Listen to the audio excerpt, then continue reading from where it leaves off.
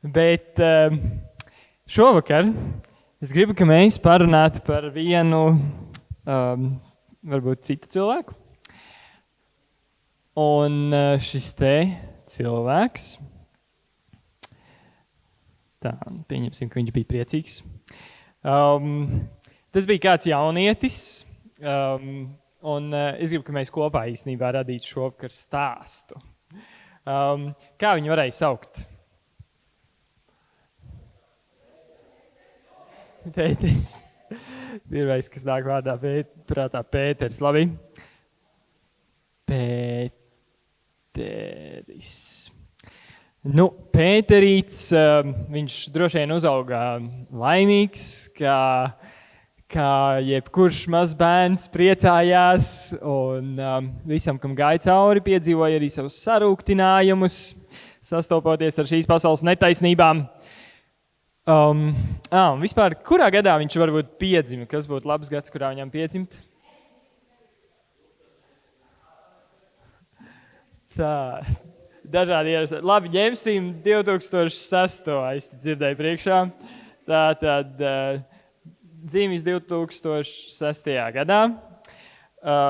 Pieņemsim, kad viņš varētu būt, piemēram, 23. augustā. 23. Tas nozīmē, ka rītdien viņam dzimšanas dienu svinēsim. 18 gadu laikam, ja? Tad viņš nākošu gadu beigs. Līdz tam vēl tiksim.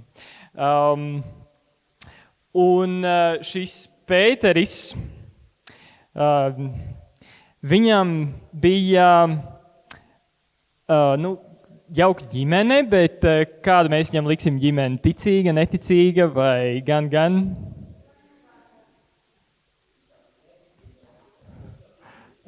Tā, ne adventista ģimene, ja?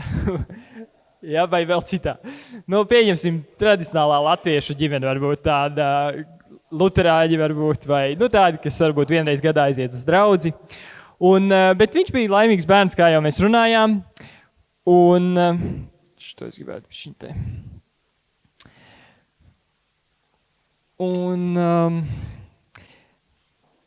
Kur viņš varēja dzīvot? Vai viņš dzīvoja mājā vai dzīvoklī? Privātmājā vai dzīvoklī? Labi, tātad viņš dzīvoja privātmājā.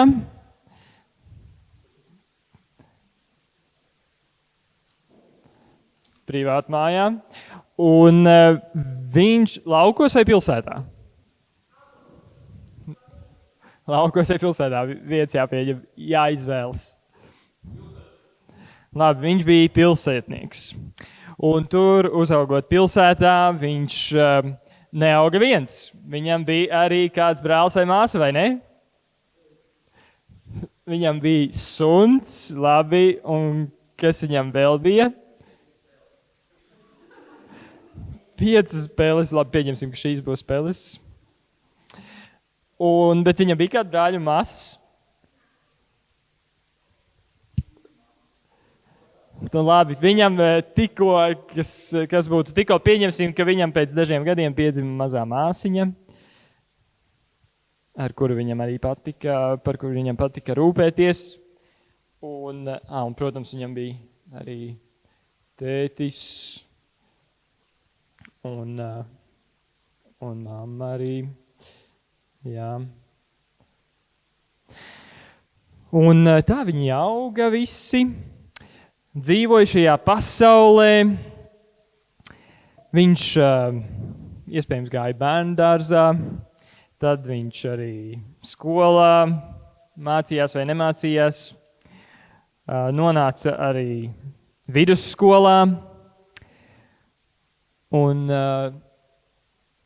tagad ir pietuvojusies vasara, un nākošu gadu sanāk, ka viņam jāiet 12. klasē, vai ne? Un viņš domā,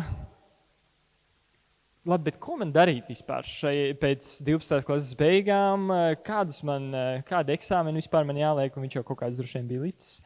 Bet kāpēc es esmu šeit? Viņš uzdod šo jautājumu. Un es pieņemu, ka jūs jau daudz domājuši par šo jautājumu šeit. Un esat atklājuši visādas lielas atbildes ar Edgaru un ar Mārtiņu, vai ne? Un ļoti dziļas atbildes un ļoti skaistas atbildes. Bet es pieņemu, ka tāpat kā Pēterim un tāpat kā arī man ir bijis, arī jums gribās arī savai dzīvei tomēr saprast arī konkrētas atbildes. Kāpēc es esmu šeit? Nu, tādas kaut kādas taustāmākas, kaut kādas vēl vadošākas dzīvē.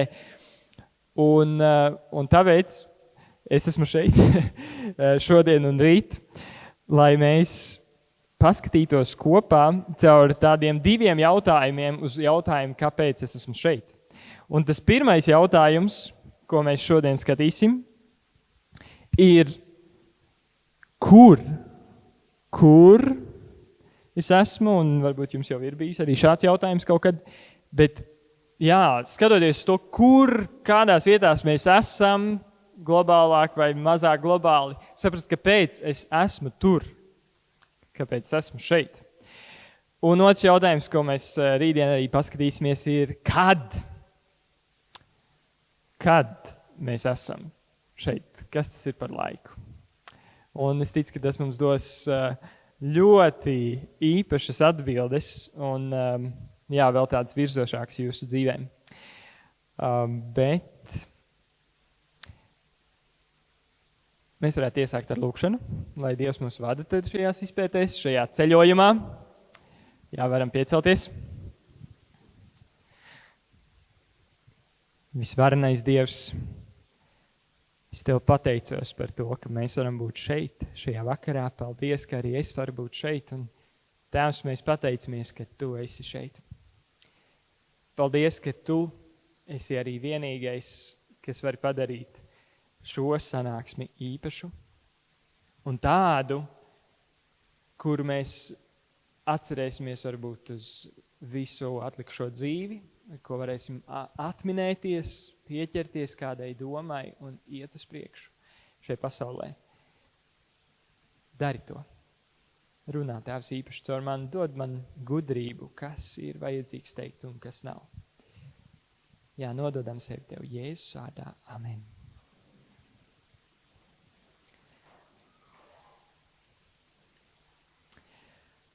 Labs sākums ceļojumam, lai saprastu šo te jautājumu, kāpēc mēs esam šeit, ir Bībele, tā kā visam ir tas labs sākums. Un tāpēc paskatīsimies Bībelē. Un sāksim mūsu šī vakara ceļojumu no Apstuļu darbiem. Atveram Apstuļu darbus, 17. nodaļu.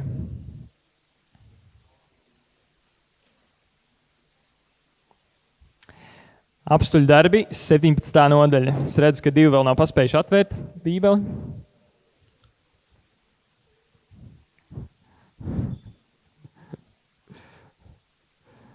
Jūs arī esat šeit. Apstuļu darbos 17. nodaļā. Un izlasam 26. pantu.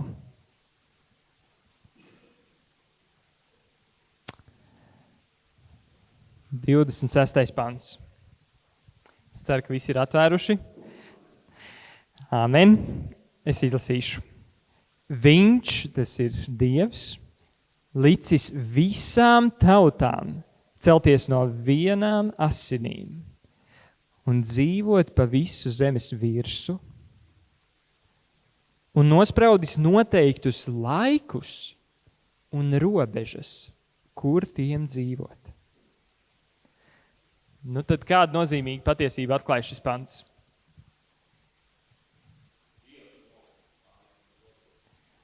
Jā, tā kā himnā ir teikts, mēs esam izredzēti, Dievs pats ir izredzējis, bet un vēl kādas 2 patiesības šeit ir? Kā? Jā, to arī mēs šeit atrodam, ka zinātniskie pētījumi, ka visi ir no Ādama un Ievas, ir patiesi. Nu, bet vēl kaut kas?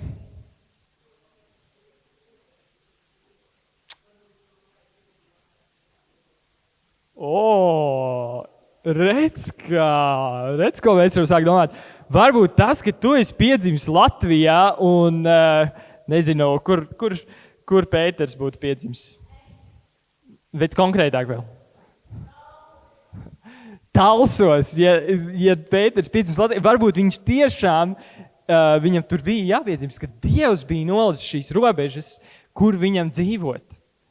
Bet ne tikai to viņš bija nolicis arī laiku, 2006. gadu, kurā viņam piedzimt. Jūs apturat, cik tas ir vienkārši. Dievs izredz. Jūs neesat nejaušība. Ok, bet tagad atgriežamies pie mūsu Pētera. Viņš izdomāja vienā dienā, savā dzimšanas dienā, 23. augustā, atbraukt uz Jelgavu ekskursijām un pastaigāties pa kādu Jelgavas parku. Un viņš tur staigāja, un tā bija tā vieta, tas brīdis, par ko es jums iepriekš stāstīju, kur viņš iedomājās, es beidzu 12. klasi, ko man darīt tālāk, un vispār, kāpēc es esmu šeit?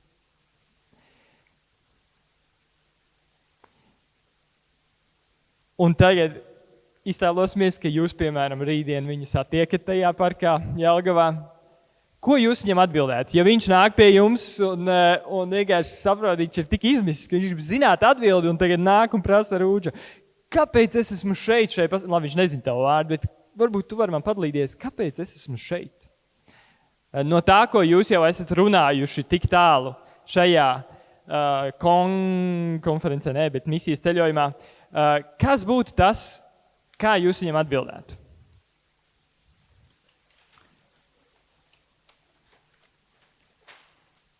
Tā pirmā vieta, kur mēs varētu iztēloties, ka viņš ir, ka viņš domā, kāpēc es esmu uz šīs pasaules? Tie lielie, skaistie iemesli. Kas bija tas, ko jūs viņam atbildētu, balstoties uz to, ko jūs esat varbūt šeit dzirdējuši, pārdomājuši?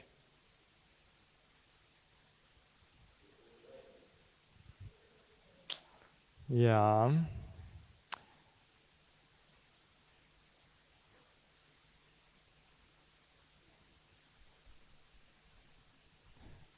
Kas vēl?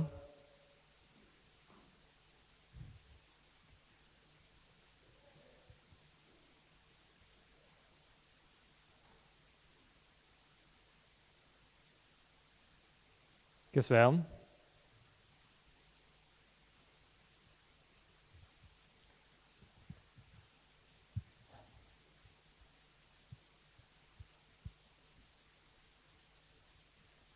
Ko jūs līdz šim vēl esat pārdomājuši?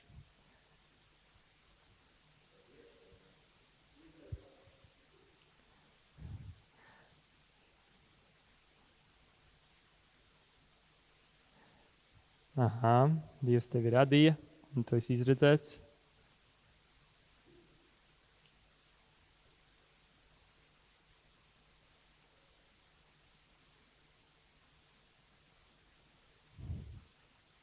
Vēl?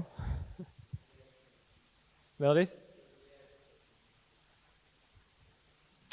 Jā, un viņš tev ir piedevis. Viņš tev ir izglābis.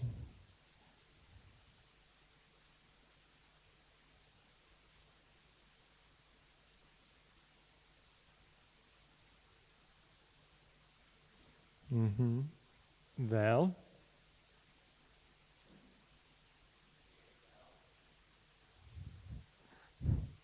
Jā, tā ir Dieva žēlastība. To varētu arī bet var arī atsevišķi, jā. Tā ir Dieva žēlastība.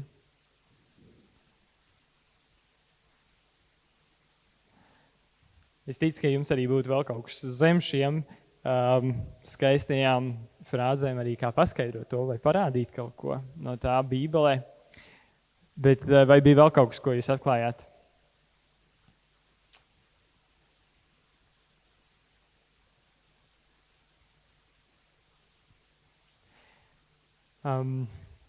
Mēs varam paskatīties arī šajā pantā tālāk, ko mēs tikko lasījām. Tur arī ir dots viens iemesls, kāpēc Dievs ir noteikts laiks un robežas, kur tiem dzīvot. Kāds varbūt var izlasīt brīvprātīgais 27. pantu, 17. apstuļu darba nodaļā. Jā. Lai tie meklētu Dievu, vai tevi varētu nojaukt un atrast, Jēzus nav tālu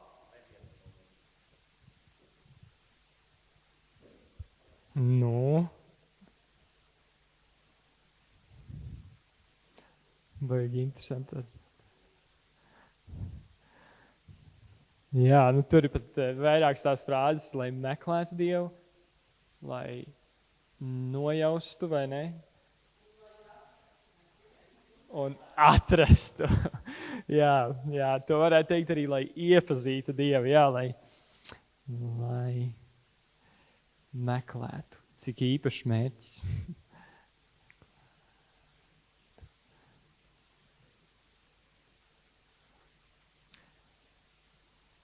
Jā. Šīs visas tādas lielas un globālas lietas. Lielas un globālas lietas, kas attiecas uz principā visu cilvēci. Uz visiem cilvēkiem mēs varētu teikt, ka šāds ir tas viņu iemesls, kāpēc viņi ir šeit virs šīs planētas Zeme. Bet, no šīs jūsu dalīšanās droši vien Pēters bija ļoti iedvesmots, un viņš aizbrauca mājās, un ko viņš saprata?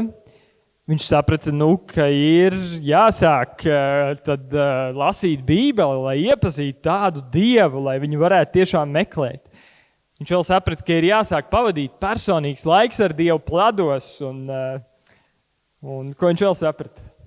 Saprata, ka jāsāk varbūt iet uz kādu draudzi, lai vēl vairāk iepazītu to Dievu, pateikties Dievam un atrast to, kur viņš ir vajadzīgs.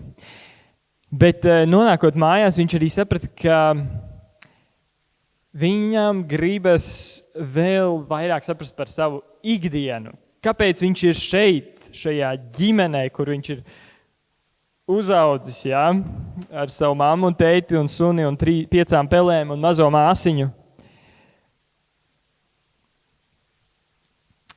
Kāpēc?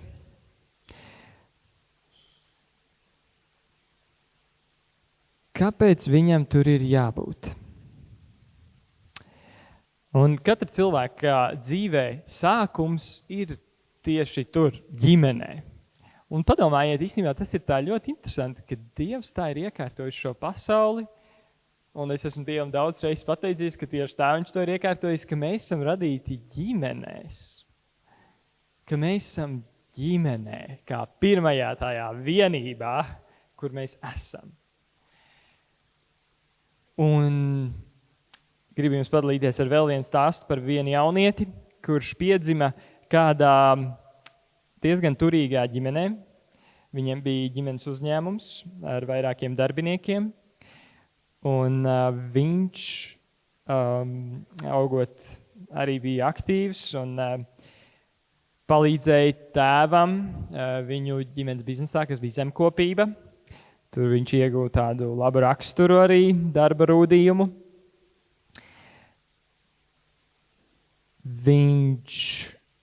Par viņu ir arī teikts, ka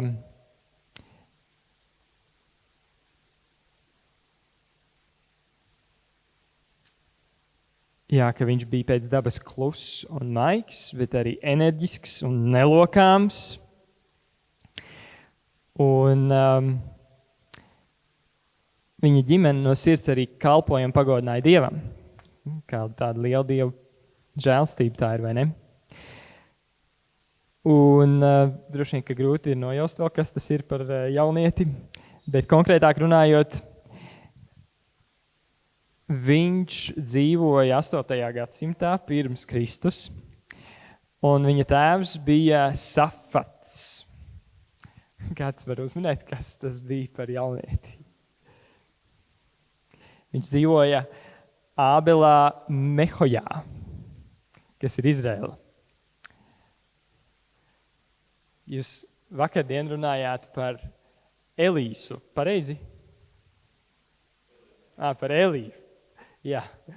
Un pēc Elijas, pēc šīs Dieva jautājuma Elijam, kad Dievs prasīja, ko tu šeit dari, kāpēc tu esi šeit, Elija deva īpašu uzdevumu, Dievs deva īpašu uzdevumu Elijam. Un viņš deva uzdevumu izraudzīt kādu pēc viņa, pēctecis, kas turpinās to darbu. Un kas bija tas pēctecis? Atšķiram 1. ķēniņa grāmatu un izlasīsim nedaudz tālāk šo stāstu. Pirmā ķēniņa.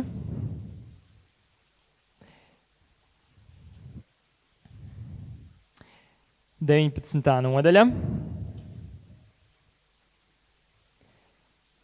Pirmā ķēniņa 19. nodaļa. Un tur tātad ir dot šī misija Elijam pēc viņa depresijas un visa kā. Un viņš saka, lai 2 ķēniņus svaida. Un vēl 17. pantā ir teikts, īstenībā 16. pantā ir teikts, bet Safata dēlu Elīsu no Abelas Meholas iesvētīja par pravieti savā vietā. Un lai notiek tā, kas izgājis no Hazaēla zobena, to lai nogalina Jehus, bet kas izglābjas no Jehus, lai to nonāvē Elīsa. Bet es paglābšu Izrēlā 7,000, visus, kas ceļus nav locījuši Bāla priekšā, un visus tos, kuru mute nav skūpstījusi to. Un viņš devās ceļā no turienes un sastapa Elīsu, Safata dēlu. Tas ara ar 12 pāriem vēršu, kas visi gāja viņam pa priekšu, bet viņš pats bija pie 12. jūga. Tad Elija gāja tam garām un uzmeta viņam savu apmetni. Un viņš atstāja savus lielopus, aizgāja Elijam līdzi un sacīja: Lūdzu, es gribu noskūpstīt savu tēvu un savu māti un tad sekot tev. Un tas tam sacīja: Ej, griezies atpakaļ un piemini, ko es tev esmu darījis. Un viņš griezās atkal atpakaļ un paņēma 1 jūgu vēršu un tos nokāva par kaujamo upuri un vārīja viņu gaļu ar viņu jūga kokiem un deva to tautai. Un tā ēda, bet pats viņš cēlās un devās Elijam līdzi un kalpoja viņam. Elija.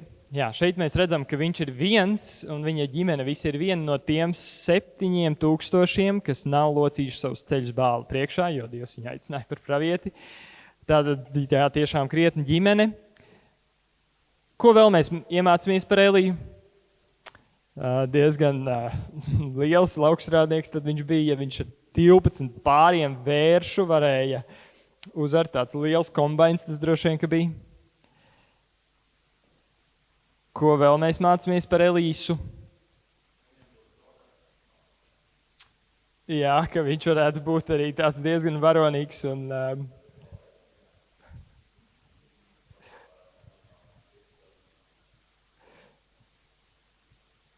jā, pieliek punktu.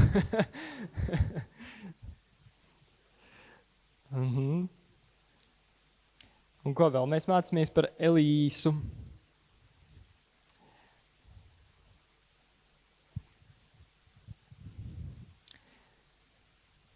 Kāds bija viņa aicinājums? Kāpēc viņš bija šeit? Kā viņš to bija sapratis šajā brīdī, kad mēs to lasam?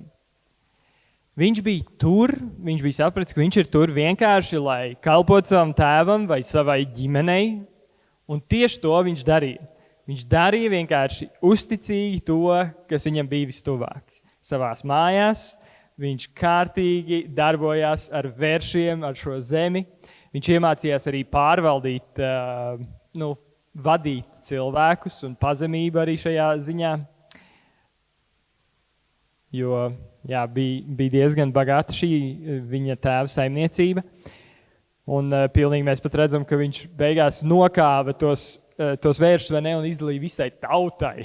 Tik liels iespējas bija viņa šai kalpošanai bijis ģimenē, kad arī tur bija jau iesaistīta apkārtējā. Viss ciems varbūt, vai tā saima lielā. Un tas bija viss, ko viņš darīja. Uzticīgi, mājās un arī sabiedrībā, kā mēs nedaudz to redzam. Un tad nāca kaut kas vēl tālāks aicinājums iziet ārā no mājām. Un šī ir tāda viena ļoti svarīga lieta, par ko mēs varam padomāt. Jā, mēs sapņojam par tādām lielām lietām kā pasauli, par ko mēs runāsim arī tālāk, bet tā pirmā vieta, kur mēs esam, ir ģimene. Un kā arī Mateja evaņģēlija 25. nodaļā 3 reizes ir teikts, 3 reizes tas ir svarīgi, ja? Tu esi bijis uzticīgs pār mazumiņu, es tevi iecelšu pār daudzumu. Īstenībā 2 reizes man šķiet, tur ir teikts. Tas ir 23. pants un vēl viens pirms tam. Tu esi bijis uzticīgs pār mazumu, es tevi ieceļu pār daudzumu. Ieej sava kunga priekā. Jā, tas ir mūsu aicinājums, būt uzticīgam par mazumu, un tad Dievs var iecelt pār daudzumu. Un es saprotu, ka Dievs arī citādāk nedaudz skatās, jo mans bija pārsteigums, es arī biju Impact komandā kādu 2 gadus, un man likās, es tik slikti izpildu Impact šo te evanģelizācijas nodaļas vadītāju amatu. Un tomēr Dievs aicināja tālāk jau, un tāpēc citreiz Dievs arī citādāk skatās, jo tas galvenais viņam, ko Dievs uzlūko, ir sirds. Vai mēs nododamies no sirds tai lietai un nemeklējam neko tālāk. Vienkārši uzticīgi izdarīt, mācīties izdarīt to, ko Dievs mums ir uzticējis un kas ir mums pie rokas. Padomājiet par to, kādās ģimenēs Dievs jūs ir licis. Vai jūs vispār vēl dzīvojat kopā ar ģimeni? Varbūt kādi dzīvo vieni paši. Daži varbūt šeit ir arī precējušies. Kāpēc jūs esat tur, tādā situācijā? Kāpēc jums ir varbūt tāds kaitinošs brālis? Vai kāpēc jums ir tik jauki vecāki? Vai kāpēc Dievs liek jums iet, Dievs pieļauj vai liek jums iet cauri tādām dzīves situācijām? Kāpēc jūs esat šeit pie savējiem? Un es gribu, ka es aicināšu arī padalīties pa 2, arī uz šo jautājumu, jā, kā jūs redzat, kā Dievs jūs aicina tur būt, uzticīgiem, šajā mazumiņā, tuvākajā vietā, kas jums ir. Bet pirms tam gribu vēl, lai mēs nedaudz padomājam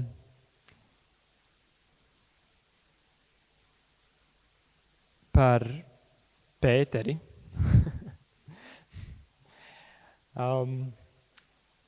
Pēteris, viņš vispār bija ļoti foršs jaunietis un ļoti radošs jaunietis. Un viņš izdomāja, kad viņam, viņš saprata, ka viņš bija vispār aizgājis jau dzīvot uz Rīgu, no Talsiem, kā mēs noskaidrojām, mācīties tur kādā labā vidusskolā vai arī tehnikumā. Kur labāk? Vidusskolā, jā. Kurā vidusskolā? Teikas vidusskolā. Un viņš saprata, ka viņam gribētos veidot savu ģimeni. Bet kā veidot ģimeni? Un kāpēc? Un šeit es gribu padalīties ar vienu domu, par ko es esmu ļoti pateicīgs, ka Dievs ielika manas sievas sirdī, kad viņa pirmo reizi atbrauca uz Impaktu, ka viņai bija kaut kādi, 16, 17 gadi. Tur bija tādi runātāji, Daniels Pels un aizmirst, kā viņas iesauc. Un viņi pateica vienu tādu domu, domājot par savu nākotnes ģimeni, savu nākotnes vīru vai sievu. Nu jā, mēs meklējam īsto, bet viņi aicināja kļūt par īsto. Un iespējams tieši tāpēc Dievs jūs ir ielicis tur, kur jūs ir ielicis, un vada tādām pieredzēm cauri, lai jūs darītu par īsto tam savam nākotnes vīram vai sievai. Un šeit tad arī ir jāatcerās, piemēram, kādas labas atziņas, kā Elena Vaita raksta Adventistu mājā, ka tas, kā tu attiecies pret savu, manā gadījumā es attiecos pret savu mammu, tā es attiekšos pret savu sievu. Vai arī otrādāk meitenēm, kā attiecas pret savu tēvu, vai arī, nezinu, varbūt vecāku brāli vai kā, tā tu attieksies pret savu vīru. Un šis var jau likt saprast, cik mēs sagatavoti tam esam, kāda būs tā laulība, kāda būs tā nākotnes ģimene. Viss šis ir likts mūsu ceļā, lai veidotu mūsu raksturu, lai mācītu mums mīlēt, un tas, ko mēs tur rakstījām, parādīja Dieva mīlestību tālāk, būt vajadzīgi citiem. Nu labi, tad es jums tagad gribu dot 2 minūtes, vai arī 1 īstenībā. Pa 2, es ceru, ka jūs varat atrast sev kādu pārinieku, ar ko 2 tā pārunāt šo te jautājumu, kur jūs esat savā ģimenē, kas jums ir apkārt, un kāpēc jūs tur esat. Okay, 1 minūte. Padalieties, padomājiet, kāpēc jūs tur esat, kā jums šķiet, ko Dievs grib darīt. Kāds ir jūsu aicinājums ģimenē? Labi, paldies. Es ceru, ka tas iekustināja jūsu smadzenes, un jūs varēsiet par to vēl turpināt domāt, un vajadzētu visu laiku domāt, mērķtiecīgi dzīvot savā ģimenē, apzinoties, ka jums ir misija arī ģimenē. Un man patīk tas, ko mēs ar Kasparu pārnājām, ka, tāpat kā man arī Kaspars izjūt, ka ir bijuši šī atbildība arī vest tos mūsu kādas ģimenes locekļus tuvāk Dievam. Jums arī kādam tas ir līdzīgs uzdevums ģimenē? Vest apkārtējos tuvāk Dievam, jā. Ar kādu noteiktu atbildību. Un Pēteris saprata arī, ka viņam ir jāpalīdz audzināt savu māsiņu mazā, jāatbild par savu suni, jāmāc rūpēties par pelītēm, jo arī tas veido raksturu. Okay, bet Pēteris nedzīvoja vien savā mājā. Ja? Mēs noskatījām, ka viņš dzīvoja pilsētā. Un viņš jau bija izvācies, mēs noskatījām, ka viņš šajā laikā jau ir izvācies uz Rīgu ārā no šīs te tieši mājas, bet labi, tagad viņš ir Rīgā.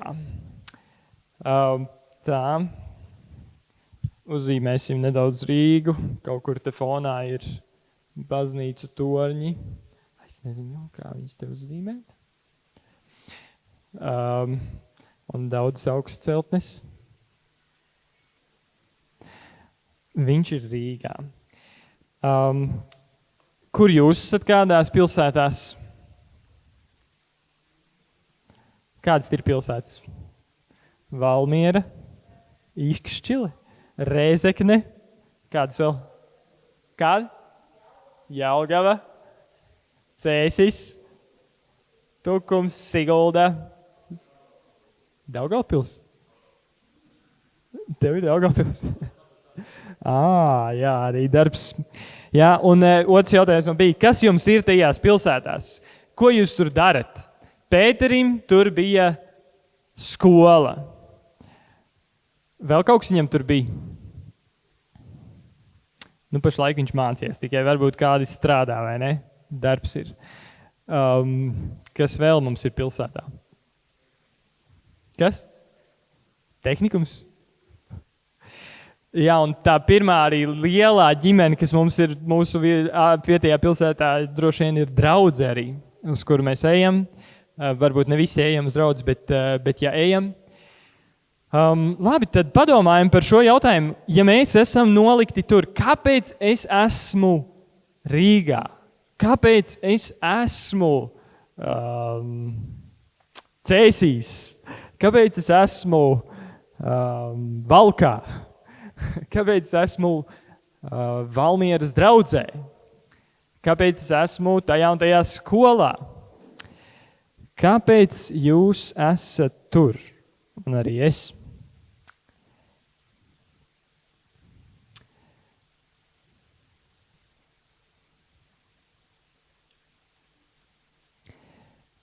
mēs noskaidrojām, ka mājās bija jādara labākais. Uzticīgi un interesanti, ka tieši tas pats attiecas arī uz skolu, arī uz draudzi, arī uz darbu, kur mēs esam. Un īstenībā tieši šie paši iemesli arī par to, lai mēs viņus vadītu tuvāk Dievam, lai mēs atklātu Dieva mīlestību un arī veidot savu raksturu.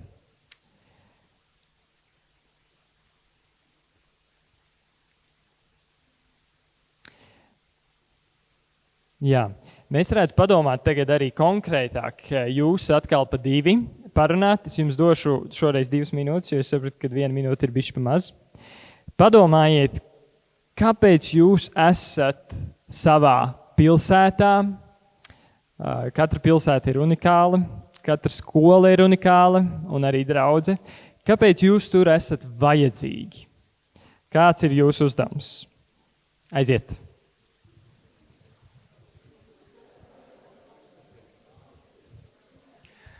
Jā, es ceru, ka visiem izdevās pakustināt savus smadzenes un ievirzīt to tālāk.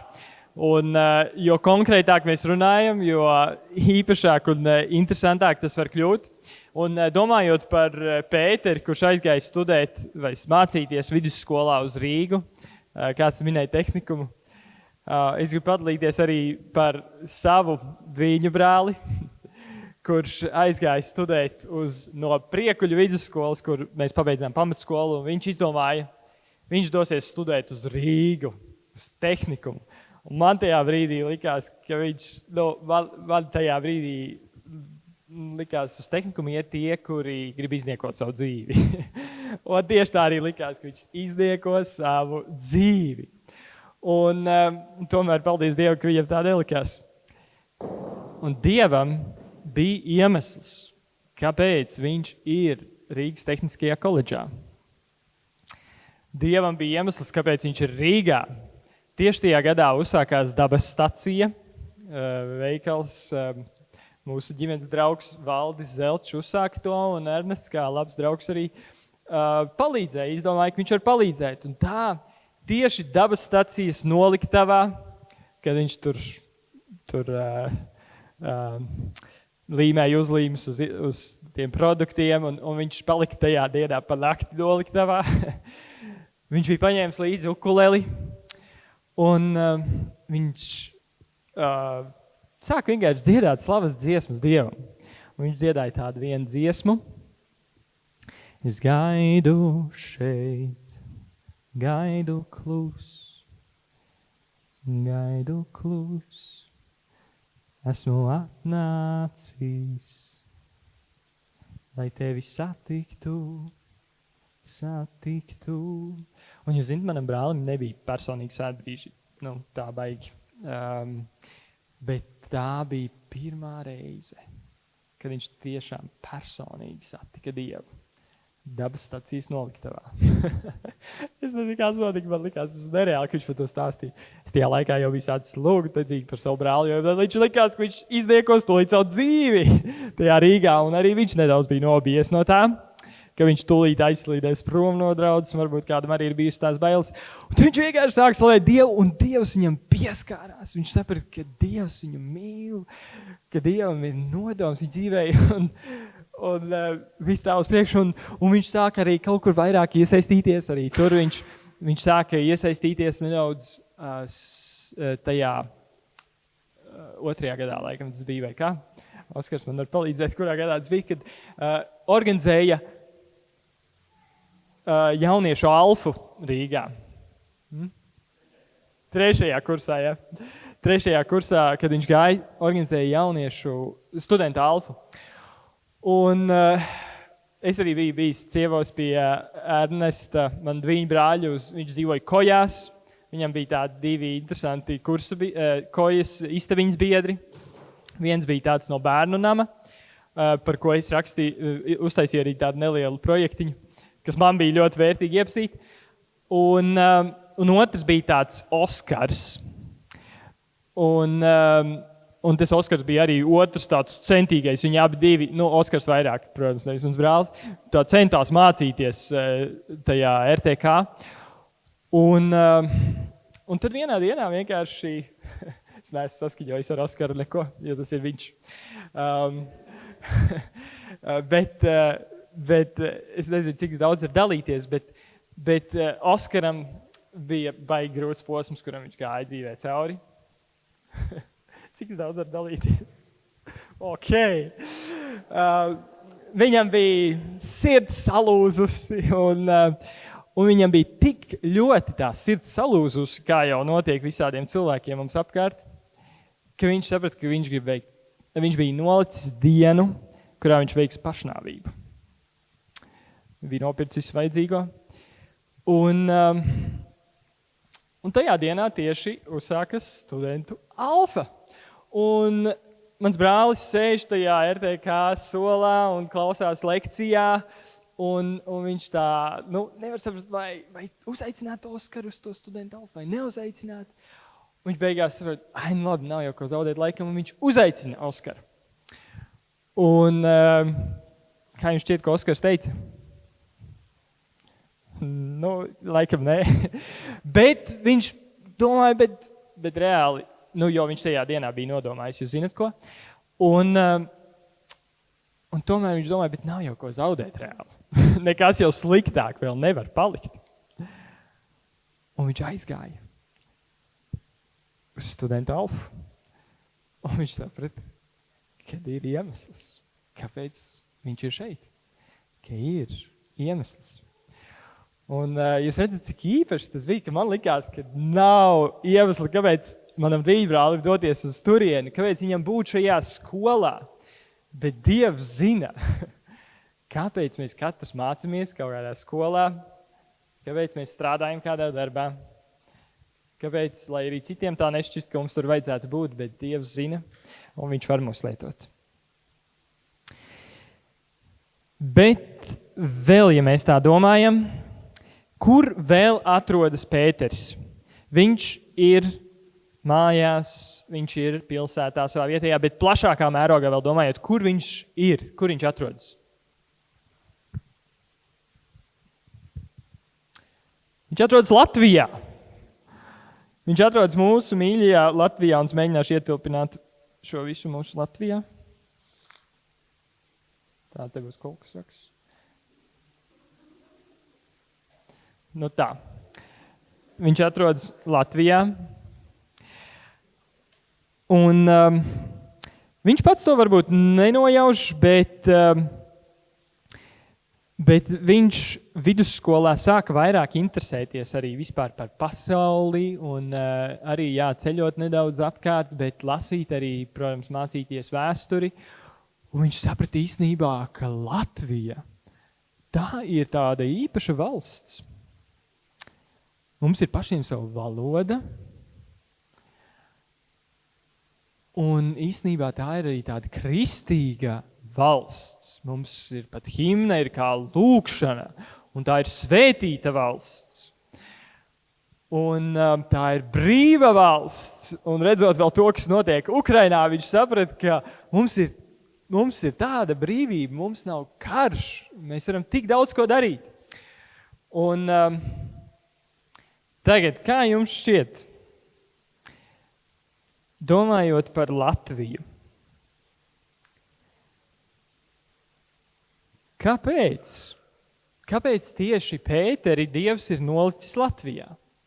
Vai šis aspekts varētu piedot vēl kādu nozīmi viņa dzīvei? Kādu perspektīvu nākotnei? Ir viņam priekšā jautājums, ko darīt pēc 12. klases. Un viņš domā, doties uz ārzemēm vai palikt Latvijā? Ko jūs teiktu? Vai viņam doties uz ārzemēm, vai strādāt, vai studēt, vai arī palikt Latvijā un studēt vai strādāt? Kādu lēmumu pieņemt? Jā, lūdzu Dievs, labi, bet kā mēs varētu secināt to, kā tad īsti rīkoties. Un šeit es jums gribu padalīties ar vienu dārgumu, ko es atradu, kas man atrisināja un atbildēja manu lielo dilemmu pēc vidusskolas, kad es prasīju Dievs. Man gribējās doties un studēt labākajā pasaules universitātē. Un tad es lasīju šo grāmatiņu Ceļš pie Kristus. Un es biju nonācis līdz nodaļu, nevis nonācis, bet tikai lasīju tādu nodaļu darbs un dzīve. Ļoti atbilstoši, vai ne? Saprast par mūsu darbu un dzīvi. Un tur ir rakstīts, 87. lapa. Mums nav jāiet uz pagānu zemēm. Nav pat jāatstāj ģimenes šaurais loks. Ja tur mūs saista pienākums strādāt Kristum.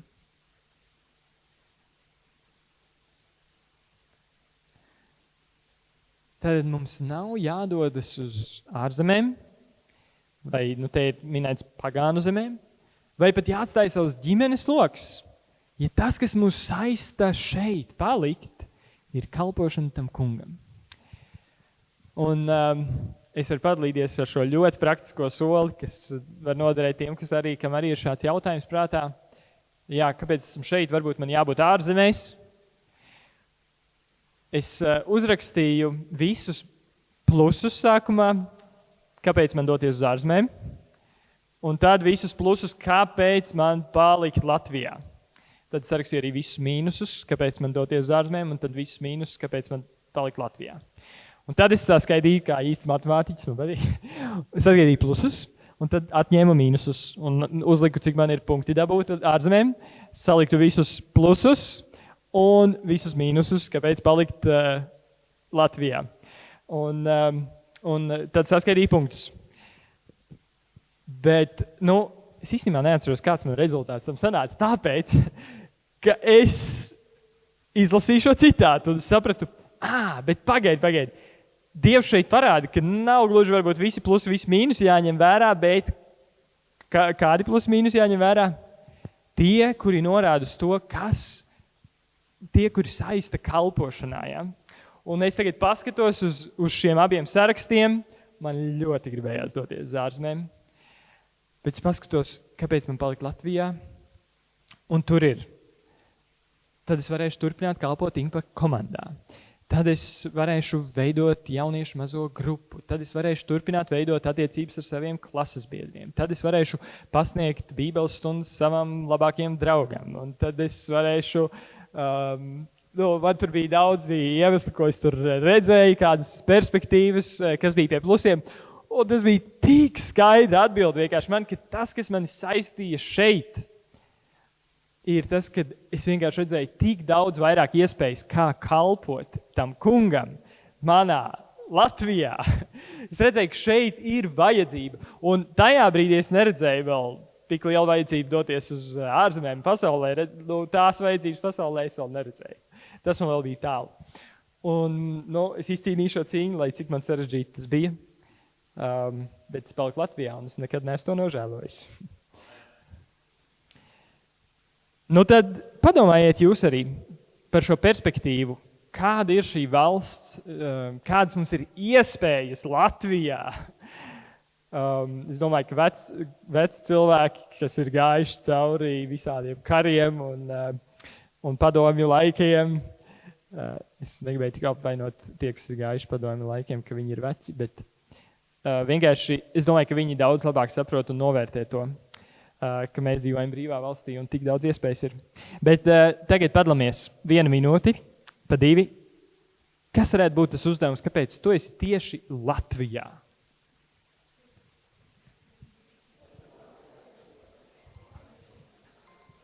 Es ceru, ka jūs domas varēja ievadīties, domāt arī par šo aspektu. Bet domājot vēl tālāk, Pēteris dzīvo Latvijā, viņš ir Latvijā, bet ir vēl augstāka perspektīva, kur viņš atrodas. Un kas ir tas, kur Pēteris dzīvo?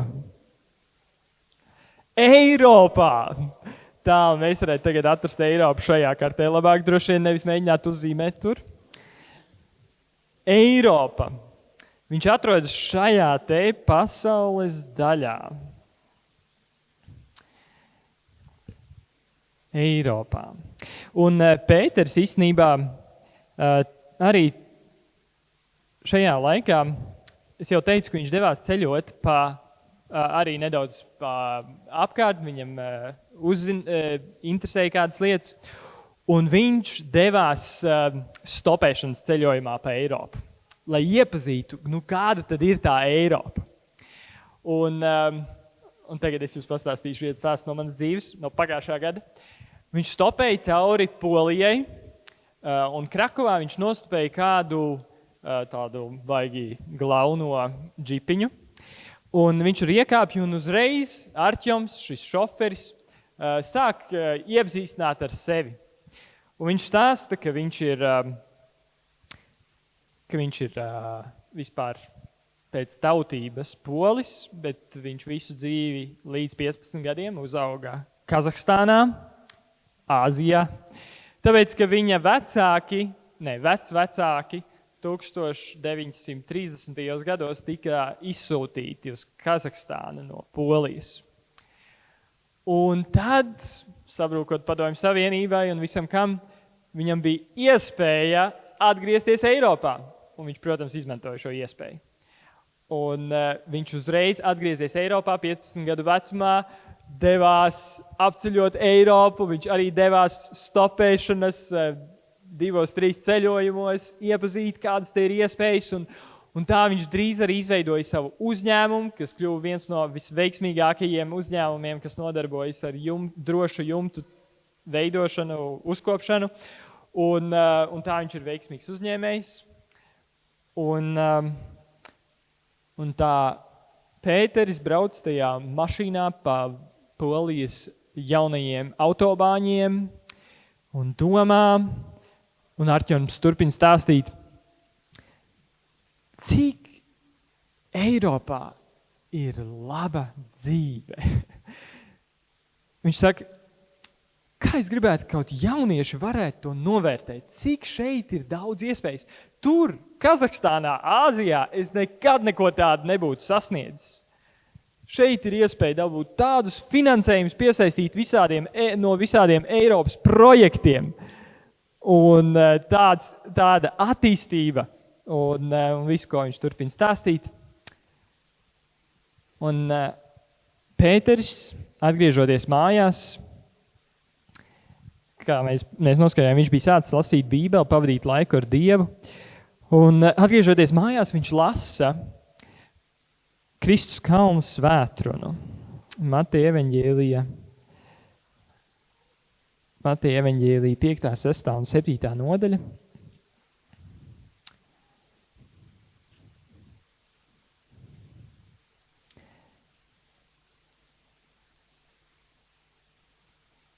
Vai es Marka evaņģēlijā meklēju?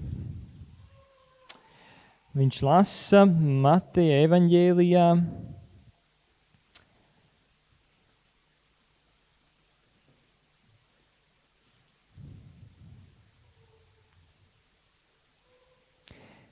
7. nodaļā un 12. pantā. Tad visu, ko jūs gribat, lai cilvēki jums dara, tāpat dariet arī jūs viņiem. Jo tā ir bauslība un pravieši. Viņš domā par to, kādas viņam ir iespējas un cik labā ģimenē viņš ir uzaudzis. Un viņš ceļojot arī pa Eiropu satika vairākus imigrantus, un viņš bija uzzinājis diezgan daudz par to, kāda dzīve ir citās pasaules malās.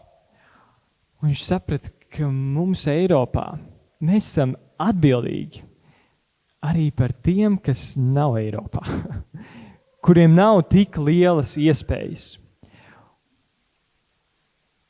Jo domājot par to, kā tie, kas ir Indijas zemēs, nabadzībā, bez izglītības, vai Āfrikā, vai vēl kādās Papua Jaungvinejā, kuriem nav šīs iespējas dzīvē, ka viņš arī gribētu dot tādas iespējas viņiem.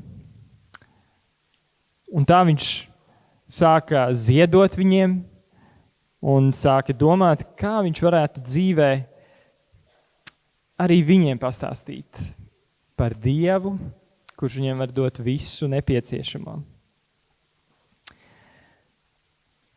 Nu, padomājiet arī jūs, kas esat piedzimuši un dzīvojat Eiropā. Kāpēc jūs esat šeit? Kāpēc tieši Eiropā? Un es jums došu atkal 2 minūtes. Padalieties savā starpā, kāpēc es esmu Eiropā. Labi, laiks ir beidzies. Jā, es ceru, ka tas atkal deva iespēju padomāt nedaudz plašāk, ka jūs esat Eiropā ar nodomu. Dievs ir nolicis noteiktu vietu, kur jums dzīvot, bet ar noteiktu atbildību. Un jā, arī man ir bijis iespēja paceļot nedaudz pa pasauli un redzēt tās pasaules vajadzības, satikt arī misionārus no dažādām vietām. Un jūs zināt, ir tāda mājaslapa The Joshua Project. Ir varbūt daudz dzirdējuši, varbūt nav, bet tur ir uzskaitīts, cik aizsniegta ir pasaule. Un izrādās, ka pasaule īstenībā nav baigi aizsniegta. Mums ir vēl liels darbs, ko veikt. Un es nedaudz vēlāk varbūt padalīšos vairāk rītdienas uzrunā. Bet šis liek mums domāt, ka mēs esam kristīgā vai postkristīgā sabiedrībā piedzimuši, un ir vēl daudzas vietas, kur nav izskanējis pat Jēzus vārds, un kur vēl arī 7. dienas adventas draudze iegājusi. Un tāpēc domāsim arī par šo visu pasauli, kāpēc mēs esam šeit. Un noslēgumā es gribu, ka mēs atveram romiešu vēstuli, Pāvila vēstuli romiešiem. Jā, un šeit Pāvils, un tāpat arī Pēters un citi autori Bībelē atklāja tieši šo pašu domu 2. nodaļā, 4. pantā. Kāpēc vēl šī pasaule eksistē? Jeb tu pārproti Dieva, viņa neizsmeļamo laipnību, pacietību un lēnību, nesajēgdams, ka Dieva laipnība tevi vada uz atgriešanos. Ka Dievs liek lietumlīt un saulē spīdēt pār visiem, visu pasauli, savu laipnību parāda, lai katru vadītu uz atgriešanos. Tādas ir Dieva ilgas ar šo pasauli. Un noslēgumā es gribu jums izteikt aicinājumu. Aicinājumu dzīvot apzināti savā mājā, savā draudzē, savā pilsētā, savā valstī un kontinentā un šai pasaulē, apzinoties, ka jums ir uzdevums, jums ir šeit uzdevums, bet sākot ar to uzticību mājās, mazākumā, mazajā lietiņā, lai Dievs varētu uzticēt kaut ko vairāk. Un šis aicinājums jums ir padomāt un pierakstīt. Es ceru un ticu, ka jums ir katram kaut kas, kur pierakstīt. Man teica, ka jūs čakli rakstot arī. Pierakstiet, kas ir tas, šo visu apdomājot un aptverot plašo un šauro bildi, uz ko Dievs jūs aicina. Kur darīt to uzticīgi, to mazumiņu, lai Dievs var uzticēt vēl vairāk. Kas ir jūsu tas tuvākais uzdevums? Kāpēc jūs esat tur, kur jūs esat? Okay? Šoreiz vienam, individuāli katram pašam 2 minūtes. Būsim kopā. Jā, mēs varam pazemoties arī varbūt, kas vēlas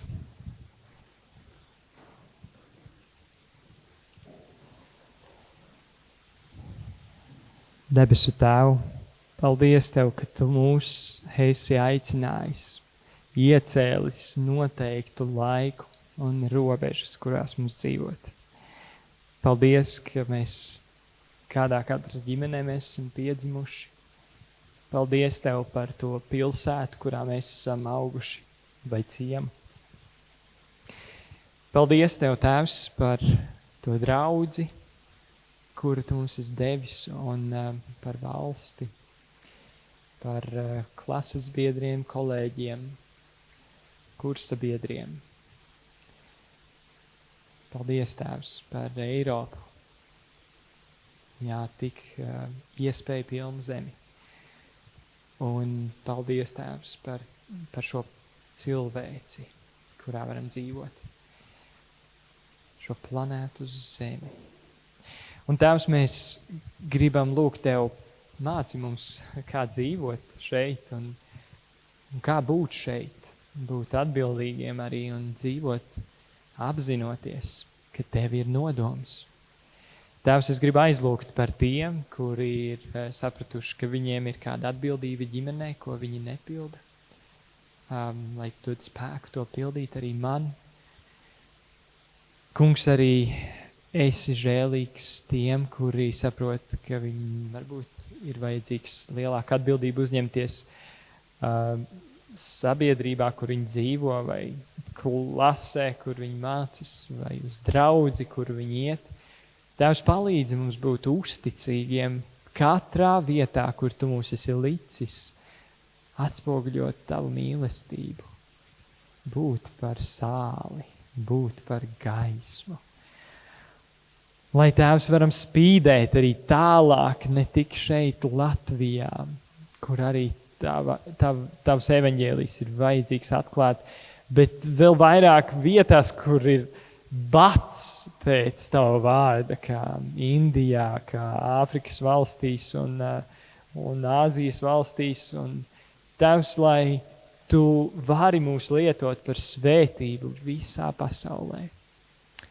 Paldies, Tēvs, ka Tu uzklausīsi katra arī personīgo šo apņemšanos vai izvēli un palīdzēs mums, jo mēs Tev lūdzam mūsu glābēja Jēzus vārdā. Amen.